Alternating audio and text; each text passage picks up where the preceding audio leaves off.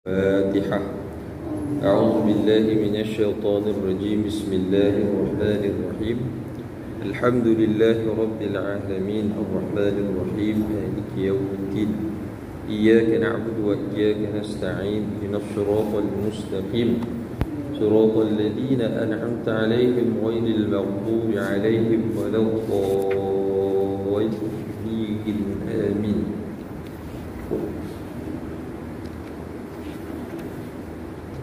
بسم الله الرحمن الرحيم. الحمد لله رب العالمين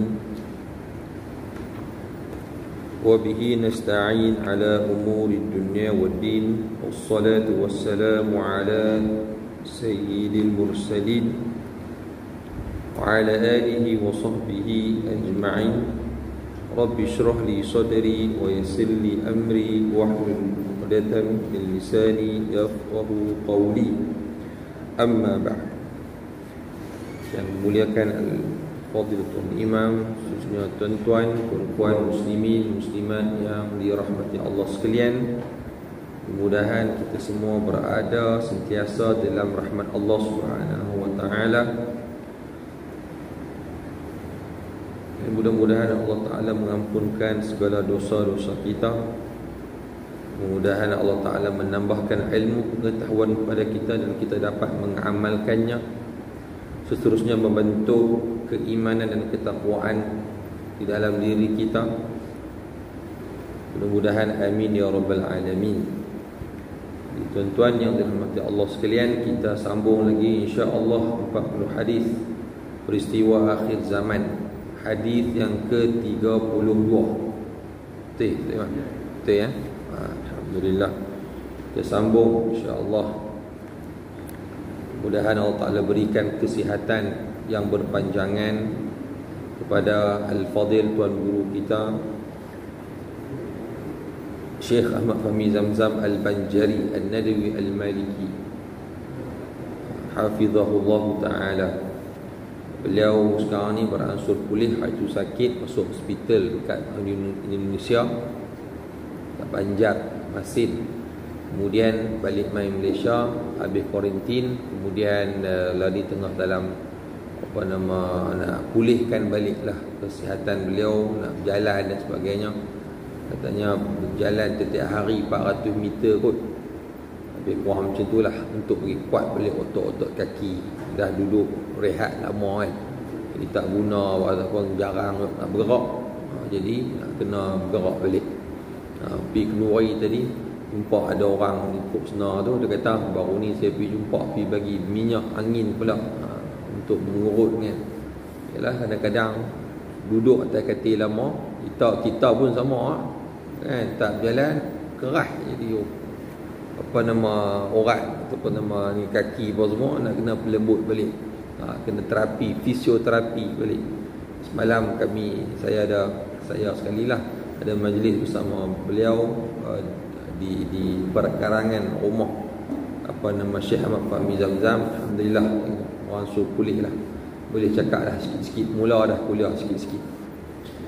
Kemudahan Allah Ta'ala berikan kepada dia kesihatan untuk kita dapat lagi menerima ilmu daripada beliau, bimbingan, dan juga dapat meneruskan perjuangan dalam menyebarkan dakwah dan ilmu Islam. Baik, itu Tuan Guru kita lah semalam ni. Jumpa lama tak jumpa pun. Teringat antara salah satu program, antara salah satu kita pergi majlis yang saya ingat dengan beliau lah.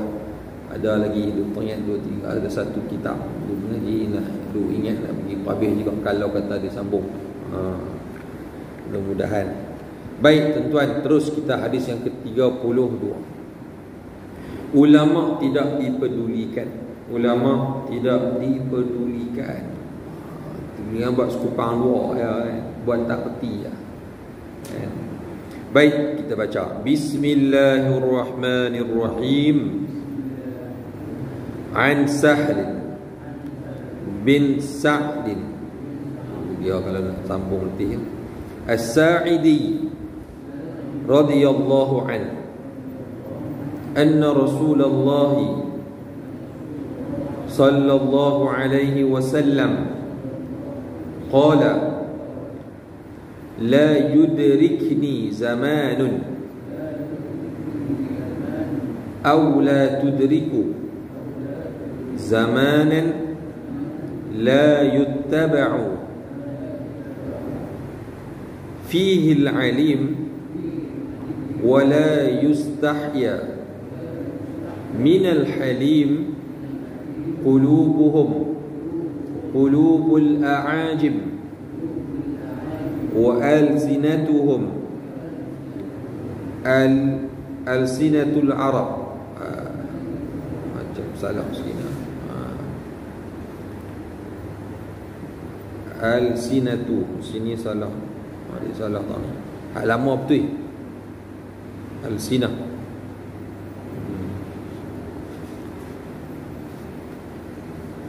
Okey. Baik. Rawahu Ahmad. Dia lari bari no? Lama okey.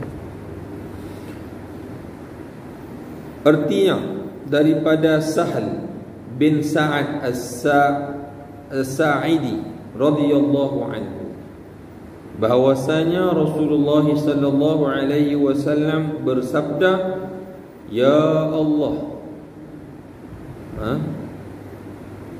qala, janganlah engkau pertemukan aku, terjemah dia macam tu, la yudrikuni zaman, janganlah engkau pertemukan aku dengan suatu zaman, dan mudah-mudahan kamu iaitu sahabat juga tidak bertemu dengan satu zaman itu. Zaman apa ni? Di mana para ulama tidak lagi diikuti orang yang berilmu, para ulama lah, dan orang yang penyantun sudah tidak lagi dihiraukan, ataupun mereka tak malu lagi kepada orang yang penyantun, yang ada budi pekerti yang baik, yang akhlak yang elok, mereka tak malu. Kita pun kadang-kadang kita segan, kalau orang yang baik kita segan kat mereka kan. Jadi kalau duduk dengan mereka, kita tak macam dengan kawan-kawan kita yang lolak, jadi kita pun lolak sekali kan. Tapi kita bila dengan orang yang elok, yang baik, jadi kita pun ubahlah orang kita macam tu lah. Yang ni dia tak kisah lah. Waktu zaman ni tak kisah lah. Dia lolak semacam lah kita kata kan. Lolak no. Lolak ni kita orang riwah. Ikut dan. Tapi lolak ni macam dahsyat lagi kan. Lebih lagi. Ikut dan. Jadi ada satu kisah Rasulullah sallallahu alaihi wasallam duduk menyembang duduk di rumah mai Sayyidina Abu Bakar. Nabi ketika itu tak baju tak sempurna lah, tak tahulah dengan keadaan, tapi baju pakaian Nabi tak berapa sempurna. Mai Sayyidina Abu Bakar, Nabi biar buat tak tahu je. Buat tak tahu ya, biasa aja. Kan pakai macam tu jugalah. Jadi duduk pun macam biasalah. Mai Sayyidina Umar pun duduk macam tu juga. Tapi bila mai Sayyidina Osman, Nabi ubah. Pakai elok, pakai bagi tutup, bagi cantik elok. Pasal apa? Sayyidina Osman ni bukan takat orang pun malu. Malu kat dia, segan dekat dia. Malaikat pun segan kat Sayyidina Osman. Itu Nabi kata kalau tu kan. Segan kepada orang yang mempunyai sifat yang baik, sopan santun, budi pekerti yang mulia. Tapi pada satu zaman ni dia tak heran dah orang, dia hentam semacam je. Macam tu. Hati maknanya tak ada perasaan malu, tak ada perasaan malu dah. Hati mereka adalah seperti hati orang ajam. Di sini dalam kurungan sebut pada fasiknya. Ajam ni dia tak reti lah tentang pasal hal agama, ilmu dan sebagainya, akhlak, budi pekerti. Hal orang ajam, orang yang tak reti lah. Kita ada dua lah kalau kita kata orang Arab, orang ajam. Orang Arab ni orang ajam ni orang yang bukan Arab. Itu pada asalnya bahasanya ajam tu macam tu. Jadi kalau kita kata orang yang baca Quran ni, ada orang Arab baca sendiri dan ada orang Ajam. Orang Ajam ni maknanya tak mengerti bahasa Arab. Bila tak mengerti bahasa Arab tu, kadang-kadang dia menghentam saja. Maknanya dia kena belajar. Maknanya dia tak pandai. Macam ni lah maksudnya pada fasiknya. Maknanya tak kerti hukum hakam dan sebagainya, langgak saja. Baik. Lidah mereka seperti lidah orang Arab pada fasihnya. Tapi hati mereka ni, Masya Allah, fasih macam orang Arab, macam hebat sangat. Maknanya ilmu tu di mulut boleh sebut lancak macam tu. Tapi fasih macam tu. Fasih ni apa dia? Orang yang buat dosa besar lah. Orang yang berbuat dosa besar. Baik. Hadis riwayat Imam Ahmad. Keterangan, mungkin zaman sekarang sudah mendekati keadaan yang telah digambarkan oleh Rasulullah sallallahu alaihi wasallam. Orang ni muka ada malu, bukan takat dia tunjuk dekat orang yang duduk di depan alam nyata ni, alam maya. Lah ni duk tengok apa? TikTok. Tahu tuan-tuan TikTok? Tak tahu, balik tanya anak. Anak mesti tahu punya TikTok. Ada akaun TikTok pula. Saya tak ada, tapi anak ada. Letih. Tapi kalau hak yang guna hak elok tu tak apalah. TikTok ni mereka guna apa? Mereka menari depan kamera dalam lebih kurang seminit lah. Kadang-kadang tak sampai seminit pun, 30 saat je. Menari buat gaya, pergi sama 2 orang, 3 orang pun semua. Lepas tu post masuk dalam TikTok tu, pakai ramai tengok. Kadang sampai bilion duk tengok gambar mereka tu. Artis-artis banyak, hak tak artis pun banyak. Hak tak artis lagi lah. Orang ramai lah tengok. Menari lagu mana? Adalah dia buat gerakan-gerakan tu. Tak tentu nak tengok, balik kecek sat tengok, suruh anak tunjuk. Nak tanpa yang kata TikTok tu. Yang banyaknya hak tu. Ada yang bagus, ada, bukan kita tak nafikan lah. Tapi yang kebanyakannya dia guna benda-benda yang kadang-kadang dia kata tak ada apa-apa lah. Nak boleh pahala ni tak ada kot. Takat benda yang jadi sia-sia. Ramai manusia yang menyia-nyiakan waktu dan masa mereka. Itu dah kita cerita, dah kita baca. Jadi kadang-kadang bukanlah kita pun sama. Bila kita sebut macam ni, maka kita pun beringat jugalah. Jangan jadi larut. Kalau takat kita nak tengok, kita nak tahu sedikit sebanyak, itu tak ada masalah lah. Jangan sampai kita terlupa. Ni kira si TikTok je. Tuan Imam tahu tak TikTok dia? Boleh kecek tengok dengan anak tengok. Mesti dia tahu lah. Tak tahu teruk lah. Anak saya sekolah rendah pun, oh ya Rabbi kata, ish, tak kira. Pening tengok. Waktu itulah nak tayang suara sedap, nak tayang badan, tayang reti kata pandai menari, baca. Baik. Jadi keadaan zaman tu sekarang, zaman masyarakat agak jauh dari para ulama. Habaq je artis mana dia boleh habaq nama apa. Saya pun cakap juga. Saya pun boleh lah. Boleh tanya. Kadang tak tengok. Tapi hati-hati lama, artis zaman kita lagi lah. Waktu kita umur 20, 30 rasa duduk syok tengok lah ni kita menyampah. Tambah-tambah cerita Melayu tu, sikit-sikit nak berkeli, sikit-sikit nak berkeli, sikit-sikit nak tarik rambut, sikit-sikit lagi nak buat apa macam-macam. Oh tengok ada kata.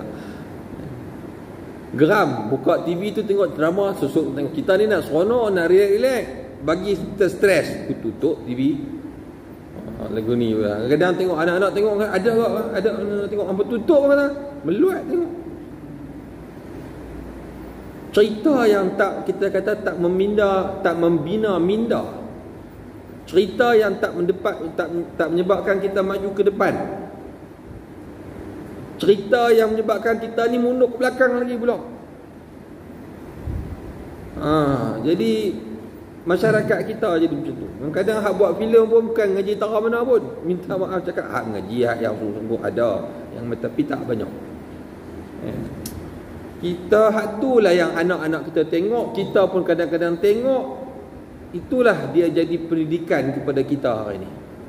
Kita tengok kadang yang menyerap masuk dalam minda kita, dalam pemikiran kita, dalam hal perilaku perangai kita. Kita tengok cerita pasal mereka duduk pelakon-pelakon berlakon di rumah orang kaya pakai kereta mewah, kita pun berasa nak rumah besar, rumah mewah, kereta mewah, kita pun nak berasa macam tu. Secara tak langsung dia mendorong kita untuk kita jadi hubud dunia, cinta pada dunia. Bila cinta pada dunia, lupa akhirat. Akhirat tu yang akan kekal selama-lamanya. Baik. Jadi macam tu. Sebab apa? Bila jadi kita dekat dengan dunia, kita jauh daripada para ulama. Yalah, kalau geng-geng tu yang duk cerita, dia pun cerita pasal apa? Dia pun cerita pasal rumah depa, dia pun cerita pasal kecantikan, dia pun cerita pasal harta benda, dia pun cerita pasal kenderaan depa dan sebagainya. Orang yang macam tu cerita macam tu lah. Tapi kalau para ulama cerita apa? Cerita pasal akhirat, cerita pasal Al-Quran, cerita pasal hadis, cerita pasal sirah Rasulullah dan sebagainya. Bila tu bahaya, bila jauh daripada para ulama. Ini yang sebut ni. Nabi minta simpang. Kita kata simpang 40 malaikat 44. Tak jumpa lagi ni pasal apa dia berkata simpang malaikat 44. Boleh tak tambah malaikat 88? Tambah malaikat, minta simpang malaikat 88. Dengar pun syok. Pasal 44 ni pasal nombor Cina tak mahu. Orang Cina tak mahu. Kalau kita naik, kita pergi hotel, nombor 4, tingkat 4 tak ada. 1, 2, 3, terus langkah pergi 5. Ataupun dia buat 1, 2, 3 A, 3 B, naik 4. Kalau kata hotel-hotel Cina yang jaga, yang ni sungguh, dia sungguh-sungguh dia ni dia ni 4 tak ada. 4 mati dia buat tak. Tapi kita orang Melayu blame tu no. Kalau menikah dulu lah, hak belakang punya angka tu mesti 4. Saya hantaran ke kad nikah, lebih kurang lah dia dua tu 5,554 kalau ada 4 belakang tu. Tak tahu lah kat siapa kan. Entah je lah dia bubuh, kita pun 4 belakang. Pasal nombor lah. Baik. Mereka takut mendekati ulama kerana khawatir perbuatan mereka akan ditegur. Dia tak mau duduk dengan ulama pasal takut apa yang mereka buat, apa yang mereka suka buat itu ditegur. Tak mau. Bila ditegur melenting pula. Wallahu alam apa berlaku baru ni. Seorang ustazah tegur seorang penyanyi yang penari-penarinya Masya Allah pakai, dan cara menari pun nak pi ke arah orang apa lucah. Tapi tengok jawapan tu, selepas tu bila tegur jawapan dia, tengok jawapan apa. Itu terpulang kepada orang. Orang nak rasa lucah, orang nak rasa macam tersesat, ikut dia lah. Kami tak paksa orang. Itu jawapan yang standard. Jawapan akal nak lepas orang yang tak ada agama. Kita sedih lah macam tu. Baik, kita bukan nak kata kita nak menyalahkan, tapi kita pun duk fikir mudah-mudahan Allah Ta'ala bagi hidayah kepada mereka, sambil kita doa juga, dan sambil kita duk jaga-jaga juga kan anak cucu kita, kawan rapat terdekat, kaum kerabat dan sebagainya kan. Itu yang kita nampak, itu yang kita lihat di media-media sosial. Yalah, depa lah kita nak tengok, sebab tumpuan para artis, selebriti, pemain penyukan, orang panggil penyukan, orang sukan, orang panggil orang sukan, orang panggil ahli sukan, pemain bola khususnya kan paling popular. Jadi kita kadang kita ambil contoh, kita tengok orang kadang orang yang macam tu lah kadang, tapi kita tak sebut lah, kita elak sebut nama, sebab mereka tu jadi tumpuan masyarakat. Bukan takat kampung Bukit Raya Dalam, Korea dalam kan. Satu Malaysia mungkin boleh jadi satu dunia orang tu tengok video dia. Bahaya. Bahaya tu macam mana? Tak pasal kita boleh tambah dosa free dengan apa yang kita buat. Cik Imam tak apa. Orang yang kenal dia Bukit Raya Dalam ya, Korea ni kan. Ke ada orang tak kenal gitu imam? Mai jumpa sini jumpa Tok Imam. Tok Imam kata saya Tok Imam. Tak ada aku lagu tu kan. Sangat kalau ada kan. Dulu sungguh. Dulu ada orang sungguh. Mereka takut mendekati ulama kerana khawatir perbuatan mereka akan ditegur. Orang tidak malu lagi melakukan maksiat walaupun di hadapan orang yang tinggi peribadinya. Biasanya orang macam kita sebut tadi, orang yang tinggi peribadinya kita segan dengan dia. Kita tutuplah panggil hak lolak-lolak kita tu. Tapi bila kita duduk dengan kawan yang sama lolak dengan kita pun tunjuklah lolak kita tu. Biasanya macam tu. Tapi tu yang kita ada contoh tadi ni kan. Dia sanggup buat maksiat walaupun di hadapan orang yang tinggi peribadinya. Maknanya zaman hari ini malu kurang, sifat malu kurang dalam kalangan manusia yang Nabi minta simpang untuk jumpa dengan mereka zaman ini. Dan Nabi juga doakan mudah-mudahan para sahabat juga tak jumpa zaman yang macam ni. Terkadang seperti disengajakan maksiat itu. Sengaja buat maksiat, tunjuk ke orang. Maksiat sendiri-sendiri itu pun satu perkara dah. Tapi boleh gagah lah dia seorang-seorang. Sajat contohnya. Sajat, kita sebut nama Sajat tu sebiji. Pasal nama dia dah semua orang maklum. Kalau dia nak keluar pada Islam pun apa pun, janganlah dia tak tahuan, duk viral kata saya nak keluar pada Islam lah. Semua kan. Jadi mana dah Sajat saya tak tahu lah. Jumpa ke? Tak tahulah pergi mana, hilang. Saya nak keluar dari Islam lah, betul ni, saya serius ni. Dia kata lah betul lah, dia tengok tu kan. Lepas seminggu lepas, 2 minggu lepas tengok video dia tu, dia upload pergi. Lepas tu lepas tu katanya ada video dia pegang salib pula. Tu ujian untuk dia dan ujian untuk kita juga sebenarnya kan. Nak tengok tara mana kita ni sensitif dan serius kita dengan agama kita, ataupun kita buat tak tahu saja. Jadi macam mana kita nak buat kan? Dia tunjuk dia boleh hebat. Kalau dia seorang-seorang senyap-senyap tak apa, ni dia cerita ke orang pula. Saya tak mahu dengan agama Islam lah, apa semua jadi payah, jadi nak ligan dia lah. Dia rasa dia nak tak bebas untuk melakukan apa yang dia nak. Libat pada orang lain pula. Tang dosa dia satu, dia pasal. Lepas tu nak bawa orang pula dosa sekali. Itu satu benda yang besar lah. Benda yang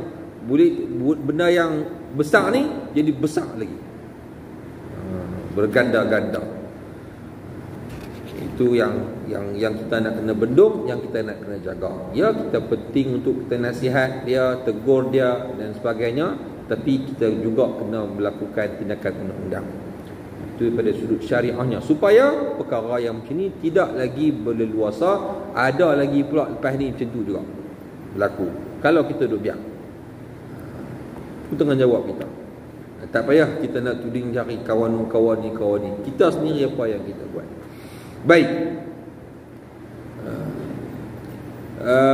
Masa dibuat di hadapan para ulama untuk menyatakan rasa ego tak mau. Hantam balik pula. Apa baru ni? Sebenarnya saya suka juga duk dengar, ambil tahu pasal perihal dunia hiburan. Kita suka juga dulu lah, muda-muda lah ni ketua tak berapa nak ambil tahu jugalah. Cuma kadang-kadang tu berasa macam nak rasa memori waktu muda-muda. Kita buka lah cerita hak dulu-dulu ni, hati-hati dulu ni, dengar juga. Zaman saya dulu kecil-kecil dulu, Wing kan, dengar tuan-tuan tahu tak ni? Sama tuan-tuan sama Piramli. Tu dengar, tapi Piramli pun masya-Allah kan. Sampailah ni orang dengar. Tambahlah ni ada seorang pula macam sebiji, muka pun nak macam dengan dia, suara pun nak macam dengan dia. Apa Misran tak tahu. Fairuz Misran. Meleleh air mata dengar dia menyanyi. Teringat Piramli dulu. Tapi baca Quran tak pernah nak meleleh kan. Baca tadarus dengan kawan-kawan buat silap, gelak kawan lagi. Jadi tu kita tengok balik kan. Dan sekaligus untuk menyinggung perasaan mereka. Ada baru ni, ustaz kata, dia hentam balik ustaz, jangan bermain zaman lah ni. Ustaz tegur pun elok. Tak tahulah, ada juga yang tegur tu macam apa gitu pun ada juga. Tegur ustaz tegur dengan cara dengan maki siap. Letih juga tu pun. Taklah, ramai ada. Biasalah benda yang macam tu kan? Tapi jangan kita hukum rata semua pula, okay? Tegur elok, dia hentam balik kawan tu. Baik, untuk menyinggung perasaan mereka. Pak yang terbaru ni saya tengok apa dia, laman dia Facebook ni, apa tajuk Facebook dia, riak apa hari ni. Dia riak tu nak suruh kita riak ramai-ramai lagi. Hang ni yang nak riak apa? Benda riak ni kalau bila kita nak jauhkan lah, walaupun main-main. Ni buat satu page, 1000 orang masuk. Lepas tu Ustazah Asma Harun tegur. Saya pun tak tahu, tengok apa benda yang hangat sangat ni. Kita pun buka tengok tu dia. Dah tak ada dah. Tinggal berapa ratus orang yang keluar belakang kot. Riak apa hari ni? Dia punya tajuk kan, bubuhlah barang kemas. Pakai makan apa dengan cara depa pakai syok lah nak riak. Bukan benda yang boleh kita main-main, benda yang macam tu. Kita nak banyak. Bila kita sebut benda yang negatif, benda yang tak elok selalu, dia akan masuk dalam diri kita. Tapi kalau kita duk sebut benda yang positif selalu, maka akan positif lah kita. Jadi riak tu negatif ke positif? Negatif. Bila duk sebut riak apa hari ini, maka kita pun akan membentuk peribadi yang negatif. Tapi kalau kata orang nak pertahankan juga, dia pertahankan juga. Itu hak isu banyak pula isu malam ni. Makna nak abang apa? Orang dekat dengan benda-benda yang tak elok sebab jauh mereka daripada para ulama. Golongan ini juga ahli berpidato. Bukan takat jauh pada para ulama, mengata ulama, maki hamun ulama dan sebagainya. Yang ni jangan kita duk main-main. Allah Ta'ala cap hati kita, sampai hati kita ni tak mau dah kebaikan, jam kita. Golongan ini juga ahli berpidato. Game pidato, cakap pandai dan sering memutarbalikkan kenyataan. Dia boleh putar alam, kan? Perbicaraan mereka begitu halus dan memikat hati mereka. Bahasa mereka pun, cara mereka. Isu lagi, isu tentang banyak ke isu apa nama ni kan, baru ni ada India yang dia berbangga sebab dia boleh tarik isteri dia ke perempuan dia, girlfriend dia untuk agama Hindu. Lepas tu dia habaq pula, dia cerita pula dalam YouTube tu, orang pakat duk tengok, kata siapa yang nak keluar pada Islam, mai dia nak tolong, kata nak buat. Dia kata nak tarik cara senang, kita keluar daripada Malaysia, kita masuk Hindu di Indonesia ke apakah, kemudian boleh balik Malaysia. Kalau Malaysia tak boleh buat dengan mudah. Negara lain yang lebih mudah, tapi waktu balik mai tu ketariklah banyak orang. Ramai ni kata orang Melayu Islam yang nak masuk Hindu, dia kata. Lepas tu pakat mengemuk hak orang kita ni, orang Islam kita ni, cari polis pun pasal apa? Dia menghasut, tak boleh. Macam tu. Di seluruh negara pun tak boleh. Dalam ni baru ni kata dengan contohnya dah ditangkap. Lepas tu video yang selepas tu saya minta maaf pula. Bini dia tu pun sekali laki bini sama naik, bini pun kata saya minta maaf lah, tolonglah, kesianlah saya dah anak kecil lagi. Itu standard punya statement. Dia buat buising pun, buat hingat, orang kecau pun semua. Lepas tu tindakan undang-undang pun nak ambil kat mereka.